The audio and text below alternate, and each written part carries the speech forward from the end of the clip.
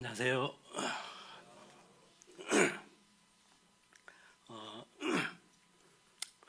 저희 아버지가 올해 만 90세시거든요. 아버지하고 자주 통화하고 그 다음에 하루 종일 어떤 때는 한 사람도 만나지 못하고 하루를 보내는 날이 일주일에 한 서너 번은 된다고 해요. 그래서 매일 이제 TV하고 이제 사람을 만나는데, 그래서 제가 아버지하고 통화하는 게 이제 부족하니까는 이제 줌으로 이렇게 대화를 나누거든요. 한참 나누면서 뭐 교제도 하고 그러는데, 저희 시골에 이제 컴퓨터가 있는데 그냥 바탕 화면에다가 줌 그거만 누르면 이제 저하고 연결이 되도록 다 이렇게 만들어 놨죠. 근데 사용하다가 보면 갑자기 말이 안 될 때 있어요. 음성이 안 나온다든지, 그 다음에 얼굴이, 비디오가 안 나온다든지 하면은 이제 대안이 없는 거예요. 아버지 거기 저기 비디오 그림, 카메라 그림 그거 눌러보세요 해도 이제 잘 이해를 못 하시는 거예요. 옛날에는 조금 알아들으셨는데 이제 90대시니까는 더 못 알아들으시더라고요. 그러다 가끔 하다 보면 이상한 팝업 창이 딱 뜨잖아요. 그러면 이제 대책이 없는 거죠. 야, 얼굴이 안 나온다 야 하면서 X표 눌러보시라고, X가 어딨냐 하면서 그래서 방안을 이제 생각해낸 게 뭐였냐면은 저희 집과 시골 집에 그 컴퓨터 원격 제어 프로그램을 설치를 해놨어요. 애니데스크라는 프로그램이 있는데 저희 시골에도 이제 그걸 설치하고 저희 집에도 설치하고 해서 이제 서로 이제 연결이 항상 되어 있는 상태에서 이제 그 애니데스크라는 프로그램을 제가 이제 시행을 해요. 그리고 나서 저희 아버지 보고, 아버지 거기 승인이라는 글씨가 나오면 승인 눌러주세요. 그러면 이제 딱 보다가 창이 딱 뜨면서 승인이라는 글자가 나오거든요. 그러면 승인 마우스를 해서 딱 클릭하면 이제 제가 시골에 있는 컴퓨터를 다 이제 제 컴퓨터처럼 조작할 수가 있는 거죠. 그러면서 이제 문제점을 해결하게 되는데 저는 그게 늘 제 마음에 남는 게 있는데 우리가 하나님 앞에 나갈 때도 하나님은 너무 인격적이신 분이시기 때문에 우리가 허락을 안 하면 하나님도 가만히 계시는 분이거든요. 제 편에서 하나님은 늘 저와 만나고 싶은데 제 쪽에서 승인을 안 눌러주면 하나님도 가만히 계시는 분이라는 생각이 자주 들게 되더라고요. 죄로 인해서 우리가 그 하나님과 단절된 관계를 예수 그리스도의 십자가의 피로 하나님과 우리의 관계가 회복이 됐잖아요. 어떻게 보면 십자가가 내 마음에 설치가 된 거죠. 그 다음부터는 이제 하나님과 연락할 수 있는, 전에는 단절됐지만 이제 언제든지 연락할 수 있는 어떤 체제가 갖춰졌는데, 하나님은 늘 야 승인 좀 눌러다오 하는데 제 쪽에서는 안 누르죠. 그러면은 이제 제 마음의 어떤 문제나 아니면 하나님과의 어떤 그 교제나 이것이 이루어질 수가 없다는 생각이 늘 갖게 됩니다. 오늘은 이제 그 얼마나 복되랴라는 주제로 이렇게 말씀을 나누려고 하는데요. 디모데전서에 보면은 복의 근원은 하나님이라고 되어 있거든요. 여기서 말하는 복은 어떤 물질적이고 뭐 잠깐 왔다 가는 어떤 그런 어떤 복이 아니라 하나님이라는 생각이 듭니다. 우리들의 성도들의 복은 하나님을 자신의 하나님으로 삼아 영적이고 내세적인 어떤 복이라는 생각이 듭니다. 그 복은 그냥 저절로 하늘에서 떨어지는 게 아니죠. 하나님이 우리에게 주시고자 하는 복과 기쁨과 행복은 그냥 굴러 들어오지는 않더라고요. 내 쪽에서 허락을 할 때 들어온다는 생각이 듭니다.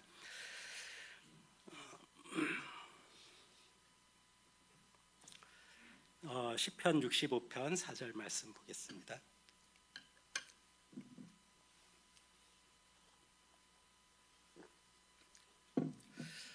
주께서 택하시고 가까이 오게 하사 주의 뜰에 살게 하신 사람은 복이 있나이다. 우리가 주의 집 곧 주의 성전의 아름다움으로 만족하리이다. 현대 성경 보면 얼마나 복되랴.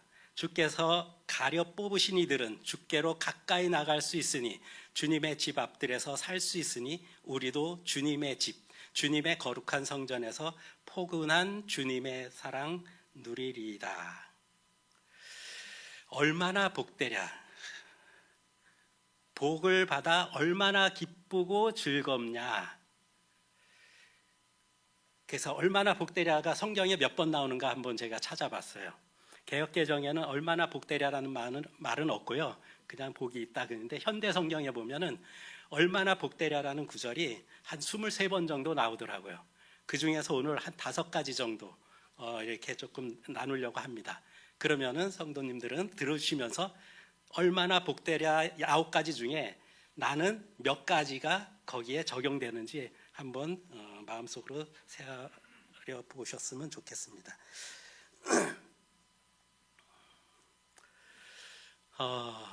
먼저 사랑하는 사람이 등을 돌리다.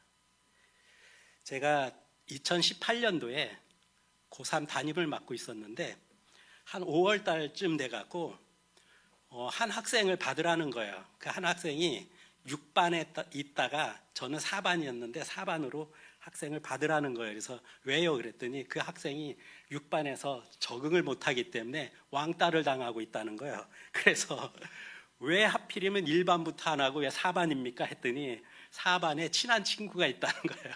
그래서 저보고 받으라는 거예요. 만약에 안 받으면 얘 자퇴하겠다는 거예요.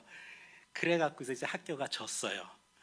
자식, 부모 이기는 사람 없듯이. 그래갖고서 이제 그 아이를 받았거든요. 그 학생이 1, 2학년 때 어떤 학생인지 전 잘 알고 있었어요. 별로 받고 싶지 않았죠. 근데 그래서 받고 나서 보니까 다음 날부터 애 먹이기 시작하는데 참 힘들었어요. 가만히 보니까 왕따 당하는 이유가 다른 애들 때문이 아니라 본인에게 문제가 있는 거예요. 왕따 받을 어떤 짓을 하더라고. 그 어느 날 청소 시간이었어요. 이제 그 수업 다 끝나고 이제 청소 시간을 갖게 되는데 그 학생이 속한 조가 청소하는 날이었어요. 이제 청소를 막 하는데 친구들은 청소하고 있는데 그 학생은 혼자서 책가방 싸고 있는 거예요. 천천히 그냥 세워라. 한 1, 2분 있다가 답답하더라고요. 야, 네 친구들은 지금 다 청소하고 있는데 넌 왜 안 해? 알았어요. 청소할 거예요. 그러더라고요. 한 2, 3분 정도 또 지났어요. 이제 가방을 한 절반 정도 싼 것 같아. 그래서 또 속에서 막 불나는데 야, 이제 청소 다 끝나가는데 왜 너는 빨리 정리해갖고 청소 같이 도와줘야지 했더니 알았어요 하면서 그러더라고요. 그러다가 이제 한 2, 3분 지나니까 청소가 다 마무리됐어요. 그리고 나서 이제 딱 보니까 얘도 가방을 다 싼 거예요. 그리고 이제 제가 이제 청소 상태 뭐 잘 됐나 하고 두리번 하는데 얘는 가방 딱 메고 가는 거예요. 나가는 거예요. 그래갖고 제가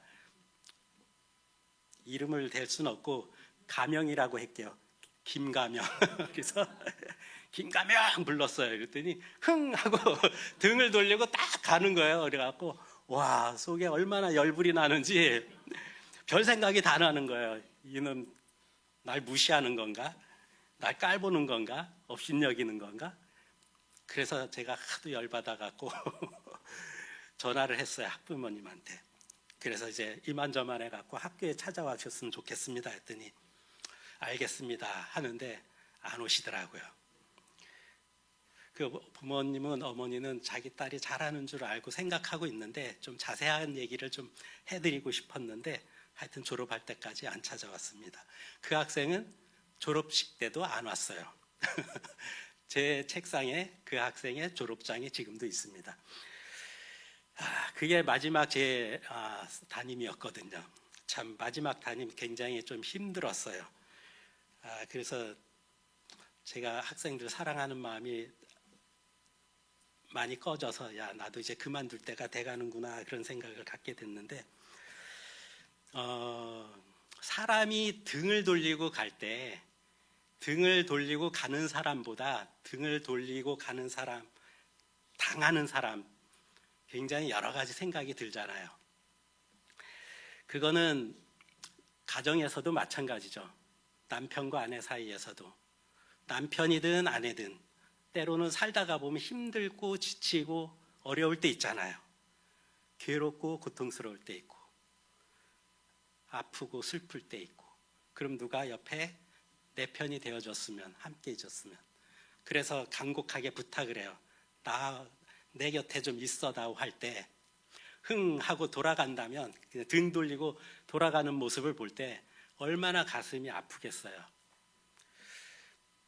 남편이 등을 돌린다든지, 아니면 아내가 등을 돌렸다든지, 아니면 부모와 자식 간에서도 그렇죠. 자식이 부모를 부모로 인정하지 않고 엄마 내 엄마 아니야 하면서 등 돌리고 갈 때 엄마의 마음은 어떻겠어요? 반대로 여러 가지 사정이 있어서 자식을 키울 수 없는 상황이 놓였을 때, 갓난 아이가 한 5, 6살 됐을 때 아이는 사랑을 막 받고 싶은데 엄마는 사정이 있어갖고 아이를 버려야 할 때, 그런 경우 있잖아요. 그래서 등을 돌리고 갈 때 그 아이가 그 모습을 볼 때 그건 평생 마음에 상처가 되고 아픔이 되죠. 성경에 그런 말씀이 나오더라고요.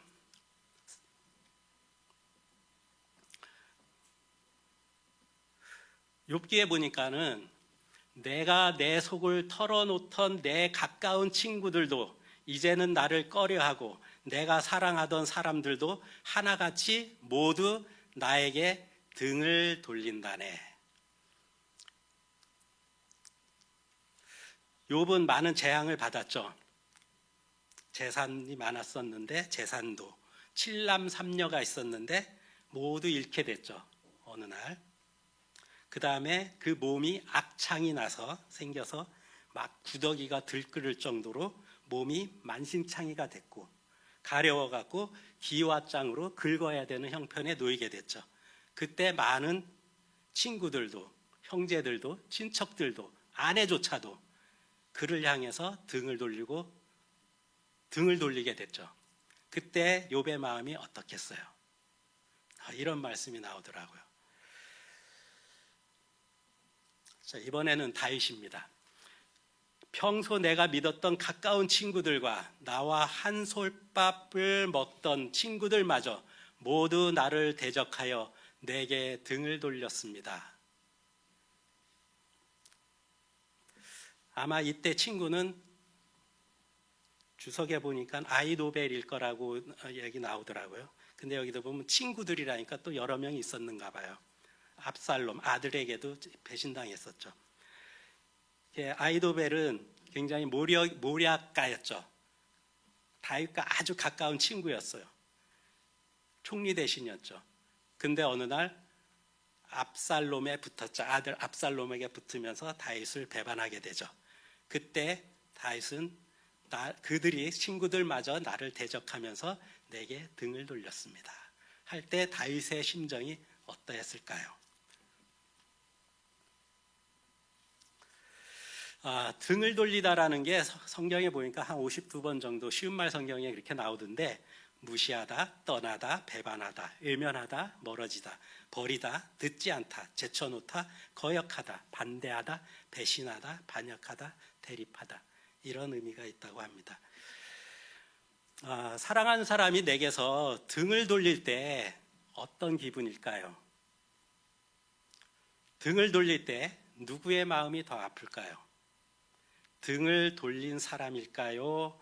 아니면 등 돌림을 당한 사람일까요?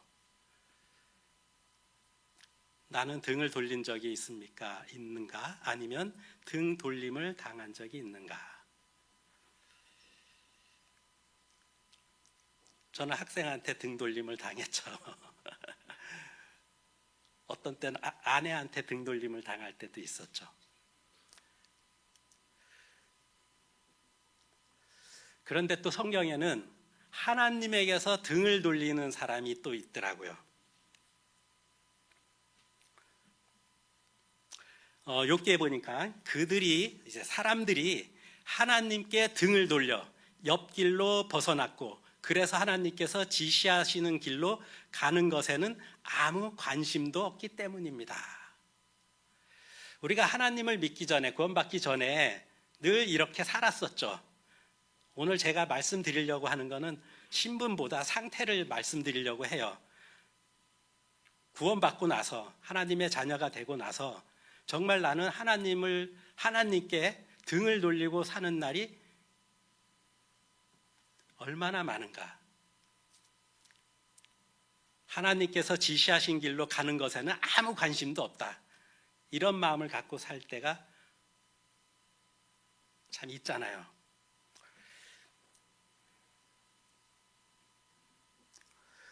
예레미야 성경에 보니까 보라, 이 같은 너 자신의 죄악이 내게 형벌을 내릴 것이고 내게 등을 돌리고, 하나님께 등을 돌리고 떠나간 너의 배신이 너에게 안갚음할 것이다.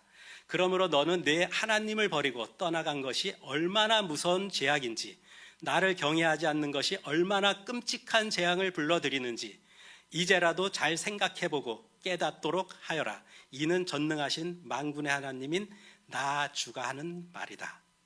이건 물론 하나님을 믿지 않는 사람들에게 하는 말씀이겠죠. 근데 한편 믿지 않는 사람에게도 하시는 말씀이지만 하나님은 인격을 갖고 계시는 분이기 때문에 우리가 예수 그리스도의 십자가의 피값으로 피값으로 하나님의 자녀가 된 하나님의 자녀들을 향해서 하나님을 향해서 등 돌리는 자녀 정말 가슴 아파하실 거예요. 그렇죠?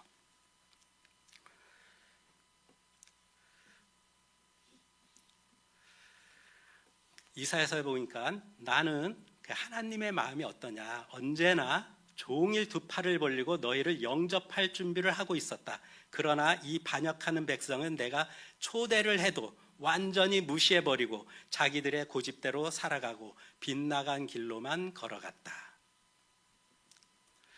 그러나 내가 이토록 소리쳐 불러도 너희는 들은 척도 하지 않고 내가 애타게 손짓하여도 아예 거들떠보지도 않는구나. 제가 하나님 만나기 전에 또 이런 삶을 살았지만 하나님 만나고 나서도 한 5, 6년 동안 정말 하나님 등 돌리고 산 적이 있었거든요. 하나님에 대한 어떤 배신감 같은 게 있어갖고 정말 제 입에서 하나님 하자 소리 내기도 싫었어요. 성경책 읽기도 싫었어요. 그렇다고 제가 하나님의 자녀라는 부분에 대해서 부정하진 않았어요.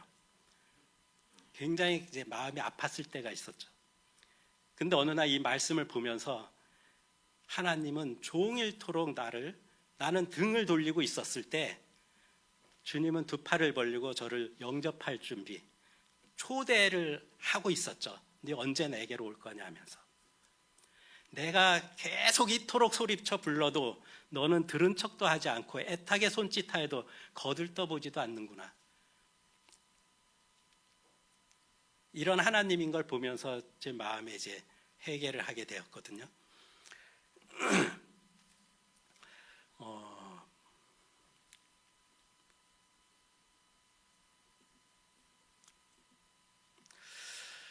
주께서 이르시되 이 백성이 입으로는 나를 가까이하며 입술로는 나를 공경하나 그들의 마음은 내게서 멀리 떠났나니 그들이 나를 경외함은 사람의 계명으로 가르침을 받았을 뿐이라. 입으로는 가까이 하는데 마음은 주님에게서 멀죠. 그들은 나를 경외함은 사람의 계명으로 가르침을 받았을 뿐이라. 사람의 계명으로 가르침을 받았을 뿐이라.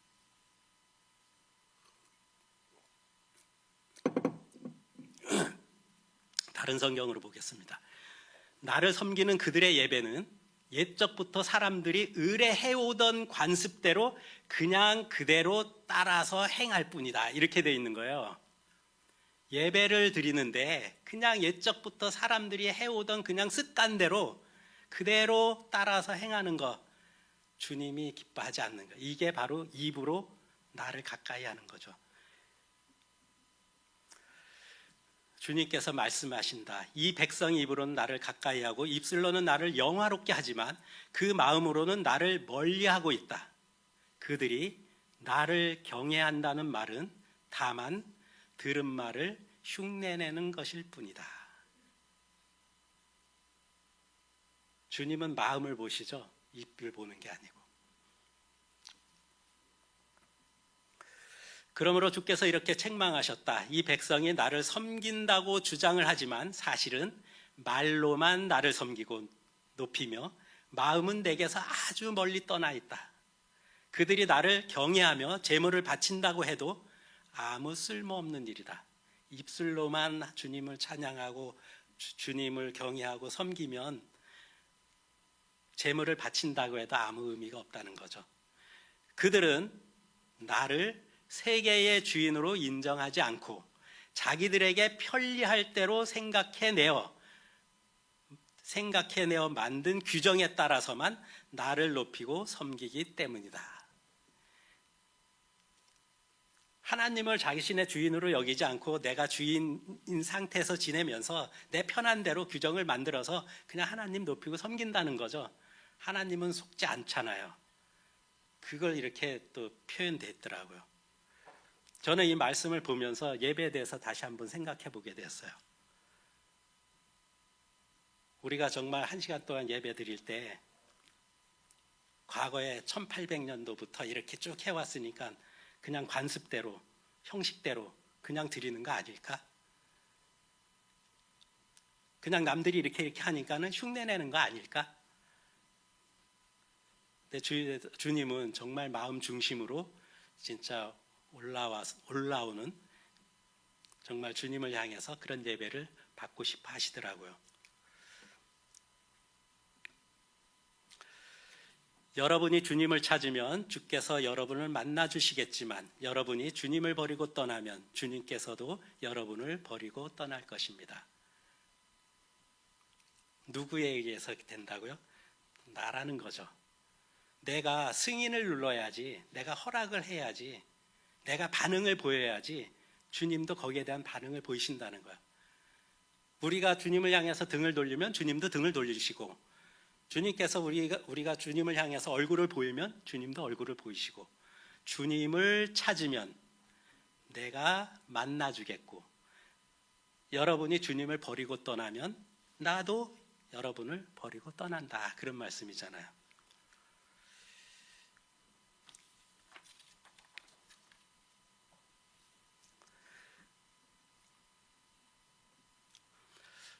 세 번째는 하나님께서도 등을 돌리신대요. 사랑하는 사람이 등을 돌리는 것. 두 번째는 하나님께로부터 내가 등을 돌리는 것. 그 다음에 세 번째는 하나님께서 등을 돌린다는 거죠. 지금이라도 너희는 나의 경고를 받아들여라. 그렇지 않으면 내가 너에게서 완전히 등을 돌리고 떠나가겠다. 이건 하나님 전혀 믿지 않는 사람들에게 해당되는 말씀이겠죠. 하나님이 이렇게 믿지 않는 사람들에게 경고를 하시는 것을 볼 수가 있습니다. 예수님의 족보에 대해서 잠깐 생각해 봤습니다. 그 족보 안에는 여기 마태복음 1장에 보면은 5사람의 여인의 이름이 나오잖아요. 빨간색만 보겠습니다. 다말, 라합, 룻, 우리아의 아내 밧세바, 마리아. 거기서 예수님의 어머니 마리아를 빼온 나머지 4사람은 사실 예수님의 족보에 들어올 수 없는 여인이었죠. 다 하자가 있었잖아요. 저는 이 족보를 읽으면서 이런 생각이 들었습니다. 이 족보는 예수님에게 초점이 가 있잖아요. 예수님께 세팅이 돼 있는 거죠.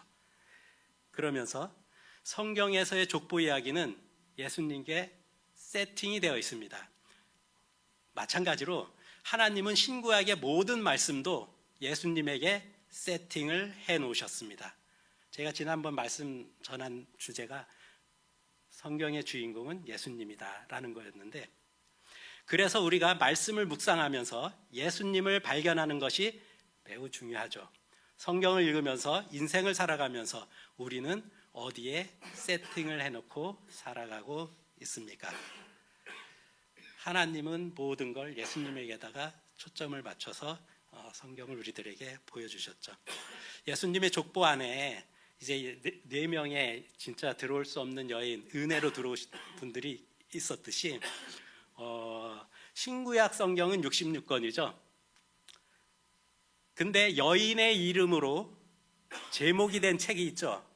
2권이 있죠. 뭐죠? 룻기하고 에스더요. 그 룻기하고 에스더는 성경 역사 속에 굉장히 중요한 역할을 한 분들이었죠. 그러면 그 룻기하고 에스더하고 조금 전에 봤던 예수님의 족보 안에 5명의 여인과 2곳에 모두 겹치는 여인 한 사람 나오죠. 누구죠? 룻이죠, 룻. 그래서 잠깐 룻에 대한 룻의 신앙을 조금 살펴보려고 합니다. 우선 앞에 배경을 잠깐 소개해드리면 룻기, 유다 베들레헴에 흉년이 들었어요. 그래서 흉년이 들어서 모압으로 이사한 그 가정이 있었죠. 그 가정이 남편의 이름은 엘리멜렉, 아내 이름은 나오미, 2 아들의 이름은 말론과 기럐이었죠. 그러다가 이제 그 모압에서 살다가 2 아들의 그 아내를 맞이하게 되죠. 그 아들의 며느리의 이름이 룻과 오르바죠. 누가 큰 며느리죠? 룻이죠, 룻. 그 사장에 보면은 개역개정엔 사장에는 그 말론의 아내 룻 이렇게 나오거든요. 말론이 이제 큰 아들이거든요. 근데 1장에도 보면 나오는데 그게 되게 헷갈리게 돼 있어요. 근데 다른 성경에 보면 정확하게 이렇게 나오더라고요. 큰 아들 말론의 아내 룻, 그 다음에 기럐의 아내 오르바.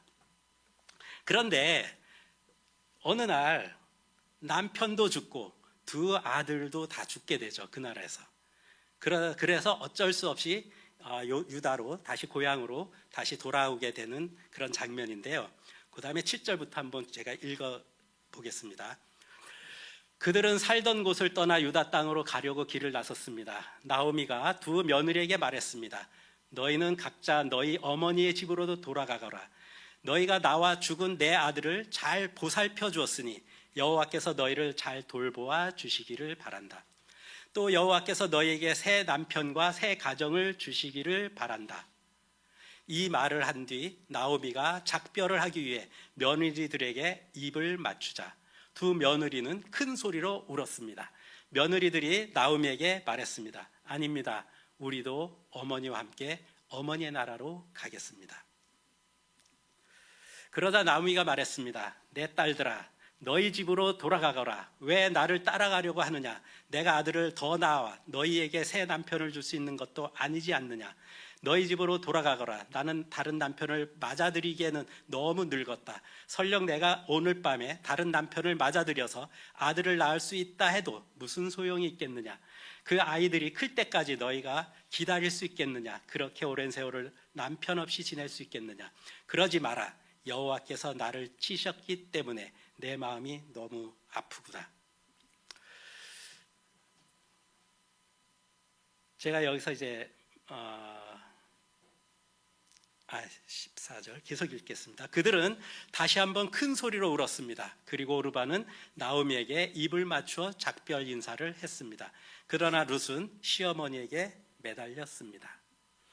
룻이 나오미 곁에 머물다 그러자 룻이 말했습니다. 저더러 어머니를 떠나라고 하거나 어머니 뒤를 따르지 말라고 하지 마십시오. 저는 어머니가 가시는 곳에 따라가고 어머니가 사시는 곳에서 살겠습니다. 어머니의 백성이 제 백성이고 어머니 하나님이 제 하나님이십니다. 어머니가 돌아가시는 곳에서 저도 죽어 거기에 묻히겠습니다. 만약 제가 이 맹세를 지키지 않는다면 여호와께서 제게 무서운 벌을 내리셔도 좋습니다. 오직 죽음만이 우리를 갈라놓을 수 있을 것입니다. 여기 이제 빨간 글씨로 된 것을 이제 조금 거기에 맞춰서 말씀드리려고 하는데요. 매달렸습니다. 어머니 하나님이 제 하나님이십니다. 여호와께서 제게 무서운 벌을 내리셔도 좋습니다. 이게 룻의 신앙의 상태를 우리가 엿볼 수가 있는데요. 이방 우상의 나라에서 신앙의 빛을 잃지 않는 시어머니의 영향을 받은 룻의 고백은 진실로 여호와만이 참 하나님이 되신다는 확고한 올바른 신앙을 입증하고 있죠.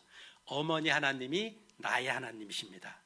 처음에 얼마나 복되려 할 때 이 복은 정말 하나님이 나의 하나님이다라는 것이 된 사람이 진짜 복 있는 사람이잖아요. 복의 근원이 하나님이시니까. 여호와의 성으로 거룩한 이름을 맹세함으로써 여호와를 엄숙하게 경외하는 마음을 볼 수 있습니다. 자기의 부모, 친척, 고향을 떠나 희망이 없는 시어머니를 따라가겠다는 룻의 결심은 단순한 효성이나 애정을 초월한 위대한 하나님에 대한 신앙에서 비롯된 것입니다. 그에게는 하나님을 만난 거죠. 14절에 아까 보면은 룻은 시어머니에게 매달렸습니다. 그랬잖아요. 붙쫓았더라 이렇게 돼 있거든요. 개역개정은. 근데 매달렸다라는 것을 다른 번역본 보면은 붙쫓았더라. 곁을 절대 떠나려 하지 않았다. 곁에 더 달라붙었다. 곁에 꼭 붙어 떠나려 하지 않았다. 밀착하였더라. 요게 원어로 보면은 다바크 이렇게 돼 있거든요. 근데 다바크라는 것이 신명기에 보면은 이스라엘아 내 하나님 여호와께서 내게 요구하시는 것이 무엇이냐, 원하시는 것이 뭐냐, 곧 내 하나님 여호와를 경외하여 그의 모든 도를 행하고 그를 사랑하며 마음을 다하고 뜻을 다하여 내 하나님 여호와를 섬기고 내 하나님 여호와를 경외하며 그를 섬기며 그에게 의지하고 그의 이름으로 맹세하라. 그에게 의지하고, 이 의지가 다바크인 거죠. 그래서 다른 성경에 보면 그분을 굳게 붙들고 너는 그분에게 밀착하라 이런 표현이 되어 있어요. 그러니까는 룻이 시어머니에게 매달렸을 때, 붙쫓았을 때 그것과 하나님이 원하시는 것, 하나님에게 의지하는 것, 하나님에게 정말 하나님을 굳게 붙들고 정말 하나님께 밀착하는 것 같은 그 언어로 이렇게 표현이 되어 있더라고요. 그는 내 찬송이시오 내 하나님이시라. 당신들이 찬양할 분은 당신들의 하나님뿐이시니. 그러니까 하나님이 우리에게 요구하시는 게 있죠. 하나님을 경외하고 하나님을 사랑하고 마음을 다해서 하나님을 섬기고 그 다음에 하나님을 의지하고 그 다음에 하나님을 찬양하는 거죠. 시편 마지막 편이 몇 편이죠? 150편 마지막 절이 몇 절이죠? 6절이거든요. 150편 6절. 뭔가 좀 의미가 있을 거잖아. 마지막 장 마지막 절. 숨 쉬는 사람마다 주님을 찬양하라. 그거예요. 호흡이 있는 자마다 주님을 찬양하라. 마지막 숨을 거둘 때까지 주님을 찬양하라는 거잖아요. 이게 주님이 원하시는 거라는 거죠. 저는 이런 말씀 보면서 하나님이 이토록 우리가 이렇게 사는 거를 원하고 계시구나. 이런 삶에서 벗어났다면 어떻게 보면 하나님을 향해서 등을 돌리고 사는 삶이 그것이 아닌가 싶습니다. 붙쫓다, 의지하다, 다바크인데 성경에는 뭐 한 54회 정도 나온다고 합니다. 굳게 연합하다, 착 달라붙다, 밀접히 결합하다, 가까이 접근하다. 그래서 그를 의지하다라는 의미는 하나님에게 밀착하라, 하나님과 하나처럼 친밀하라라는 의미랍니다. 하나님의 명령을 지키는 것도 중요합니다만은 하나님에게 가까이 친밀히 하는 것은 더 중요합니다. 하나님과 먼저 가까워지고 주님의 말씀을 순종하지 어떤 행함이죠. 이는 하나님과의 친밀한 관계 속에서 하나님과 연합해야 함을 교훈해 줍니다. 하나님은 우리로 인하여 영광 받기를 기대하십니다. 하나님은 우리가 찬송해야 할 하나님이십니다. 이처럼 하나님께서 요구하시는 것은 하나님을 기억하고 그분을 온 마음을 다해 섬김과 경외와 하나님과 친밀한 교제입니다. 그 관계 속에서 그분의 말씀을 굳게 붙들고 하나님을 찬양하며 가까이 함이 행복을 길이 누리는 참된 비결입니다. 이게 복이라는 거죠. 나의 영혼이 주를 가까이 따르니 주의 오른손이 나를 붙드시거니와. 내 영혼이 주님을 향해서 가까이 따라갈 때 주님이 나를 오른손으로 붙드신다는 거죠. 내 영혼이 주님께 매달리니 주께서는 권능의 오른손으로 이 몸을 굳게 붙들어 주십니다. 내가 주께 가까이 다가가니 주께서 오른손으로 나를 붙들어 주십니다. 저의 혼이 당신의 뒤를 바짝 따르나이다. 당신의 오른손이 저를 지탱하나이다. 하나님은 그때까지 기다리시는 것 같아요. 승인을 눌러라. 네가 반응을 보여라. 내가 주님을 향해서 가까이 가고 매달리고 바싹 따라갈 때 주님은 우리를 그때 더 붙들어 주신다고 말씀하십니다. 우리가 주님께 가까이 다가가 매달릴 때 주님께서는 주님의 오른손으로 우리를 굳게 붙들어 주십니다. 자, 얼마나 복되랴. 복을 받아 얼마나 기쁘고 즐거우랴. 아까도 말씀드렸듯이 복의 근원은 하나님이시죠. 하나님 자체가 복이시죠. 그래서 하나님을 나의 하나님으로 삼아 하나님과 올바른 깊은 관계를 유지하는 삶이 바로 복이라는 거죠. 그건 나의 영적 내세적인 복이라고 볼 수 있습니다. 자, 이제 한 9가지 정도 소개해 드리려고 합니다. 첫 번째, 하나님께 로마서입니다. 얼마나 복되랴. 허물을 용서받은 이들은, 죄지었으나 다시 가리움을 받은 이들은 죄를 지었지만 다시 가리움을 받은 이들, 그 사람이 복 있는 사람이라는 거죠. 허물을 용서받은 이들, 죄를 지었지만 하나님께 용서를 받고 그 죄가 덮여진 사람은 얼마나 복을 받은 것인가. 죄로 인해서 하나님과 단절된 관계가 예수 그리스도의 피로써 회복되어 우리가 하나님을 얻게 된 사람이 복 있는 사람이죠. 자, 첫 번째입니다. 이것도 같은 내용인데요. 얼마나 복되랴. 마음이 간사하지 않고 여호와께 죄를 묻지 않는 이들은 그 사람이 복된 사람이라는 것. 주께서 그 죄를 묻지 않으시고 죄 없다고 인정하는 사람은 얼마나 복을 받은 사람인가. 정말 예수님의 피로써 우리의 죄값을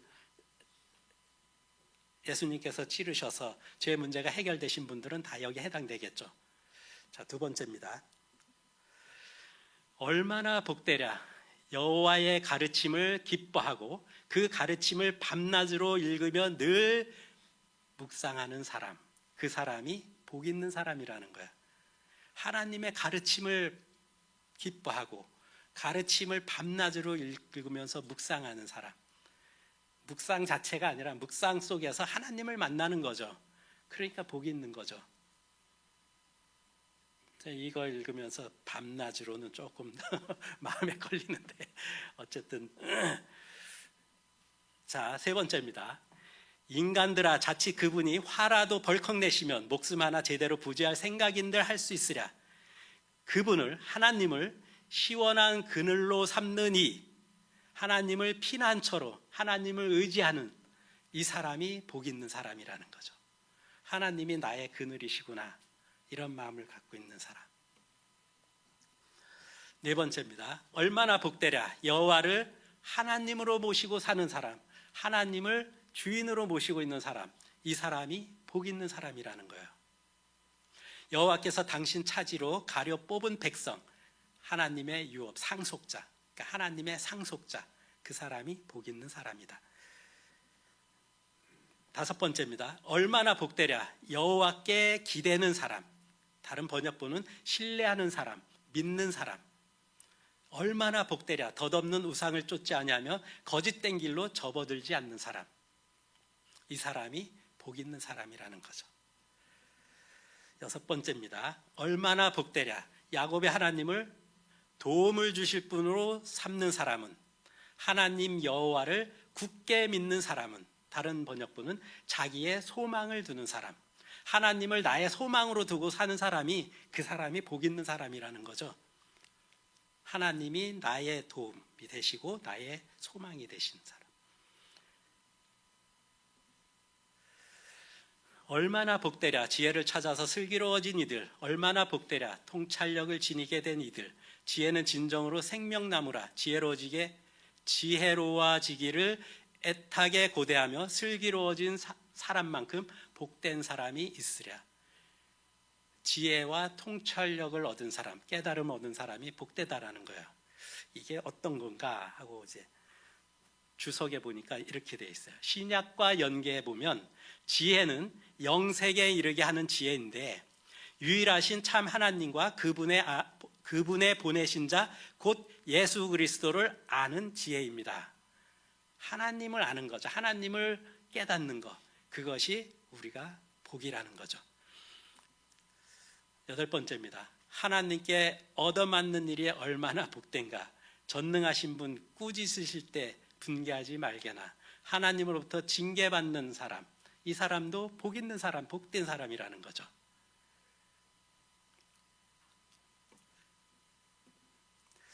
하나님께 늘 가까이 나가 포근한 주님의 사랑을 누리는 자. 하나 이 몸 얼마나 복되랴. 하나님 곁에 늘 가까이 있으리니 나 주님이신 여호와를 피난처로 삼아 주께서 하는 일 남김없이 널리 이야기하리라. 하나님께 가까이함이 내게 복이라. 그러니까 하나님께 가까이 나가서 가까이 있는 자가 복인데, 거기 또 재밌는 거는 주께서 하는 일 남김없이 널리 이야기하리라. 이게 어떤 거겠어요? 하나님을 소개하는 거잖아요. 전도하는 거겠죠. 아니면 우리 지체들 모여갖고 하나님을 자랑하는 거. 이런 사람이 복된 사람이라는 거죠. 얼마나 복되랴. 주께서 가려 뽑으신 이들은 주께로 가까이 나갈 수 있으니 주님의 집 앞들에서 살 수 있으니 우리도 주님의 집, 주님의 거룩한 성전에서 포근한 주님의 사랑 누리리이다.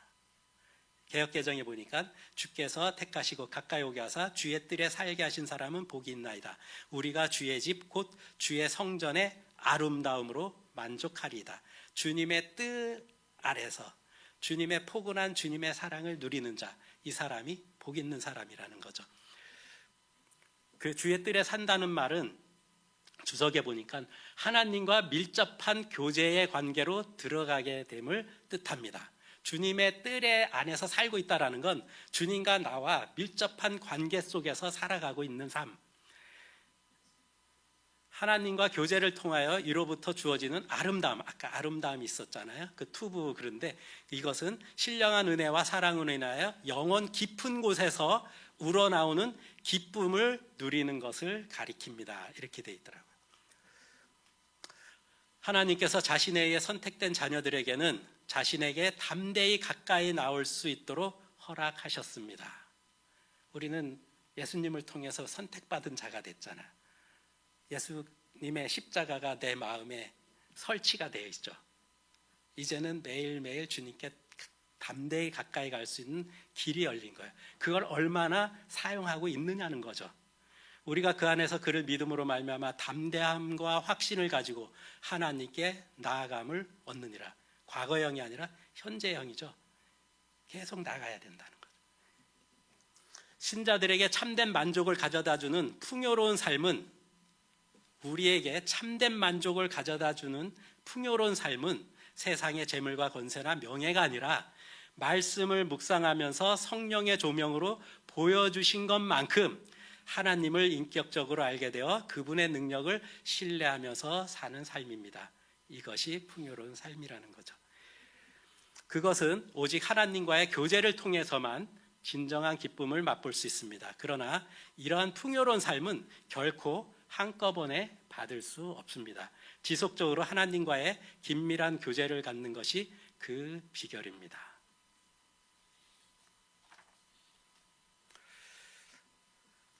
제가 풍요로운 삶이 뭔가 하고 그 AI에게 질문을 던졌어요.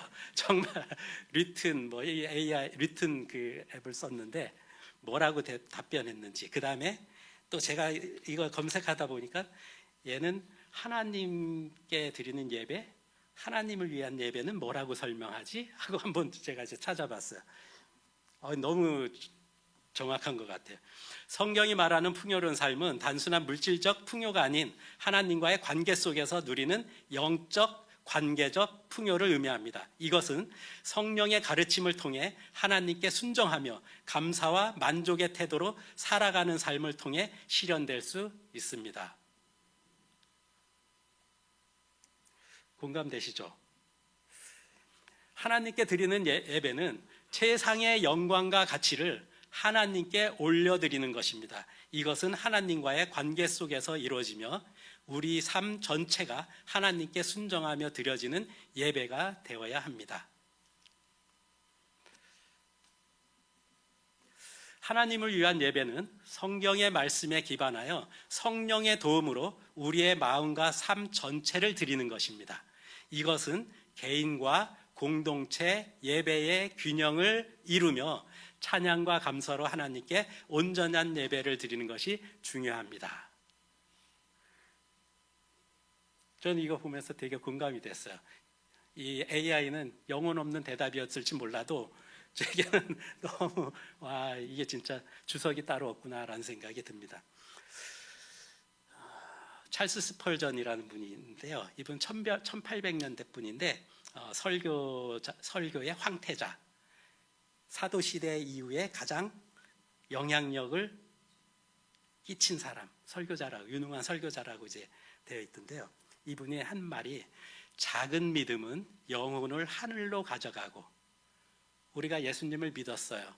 예수님이 왜 이 땅에 오셨는가 알게 됐어요. 작은 믿음. 그래서 내 영혼이 하늘로 간 거죠.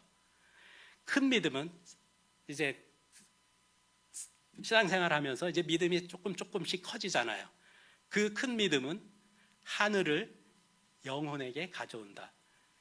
전에 나 이제 천국 간다 그랬는데 진짜 믿음이 점점점 생기면 천국의 것을 내 마음에 오게 한다는 거예요.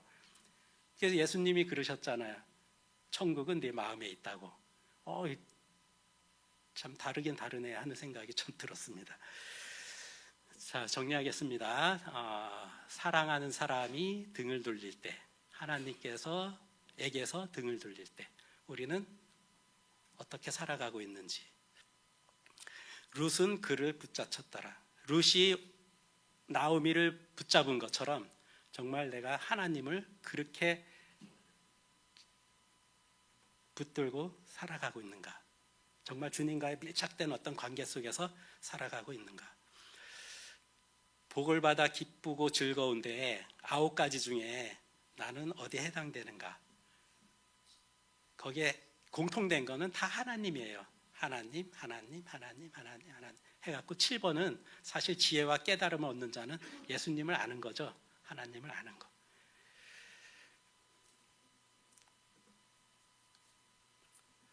오늘 여기서 마치겠습니다. 기도는 요 기도문으로 대신하겠습니다.